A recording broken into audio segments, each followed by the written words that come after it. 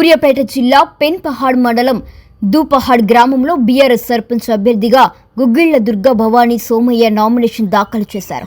ఈ సందర్భంగా మీడియాతో మాట్లాడిన ఆమె గత హయాంలో గ్రామ సర్పంచ్గా పనిచేసిన సమయంలో గ్రామంలో ఎన్నో అభివృద్ధి పనులు చేపట్టినట్టు గుర్తు చేశారు.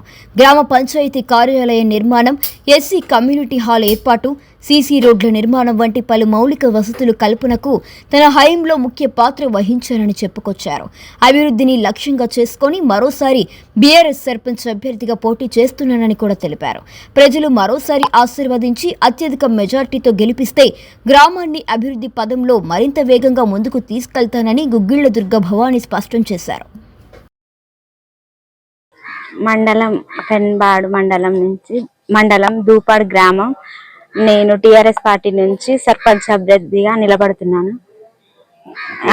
నా పేరు గుగ్గిల దుర్గా భవాని. నాకు ఇదొక్కసారి అవకాశం ఇచ్చి నన్ను గెలిపిస్తారని నమ్ముతున్నాను. ముందుగా నమస్కారాలు. నేను మీ మాజీ సర్పంచ్ గుగ్గిల సోమయ్య. మన గ్రామం ఎస్సీ రిజర్వ్ ఉమెన్ కావడంతో మళ్ళీ నా భార్యని గెలిపించగలరని మిమ్మల్ని ప్రార్థిస్తూ, నేను సర్పంచ్గా ఉన్నప్పుడు ఈ గ్రామాన్ని అన్ని రకాలుగా నా శాయశక్తుల అభివృద్ధి చేయడం జరిగింది.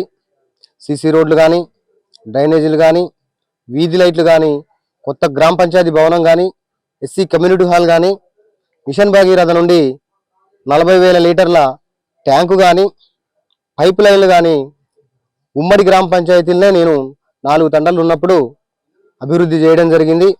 ఆ యొక్క ఆత్మవిశ్వాసంతో, ఈ ప్రజలు నన్ను ఆదరిస్తారనే నమ్మకంతో నేను చేసిన అభివృద్ధికి మళ్ళీ నా భార్యను సర్పంచ్గా గెలిపియాలని కోరుకుంటూ, ఈ గ్రామ ప్రజలకు పాదాభివందనం చేస్తూ మళ్ళీ నేను అభివృద్ధి చేస్తానని ముందుకొచ్చి మిమ్మల్ని వేడుకుంటున్నాను.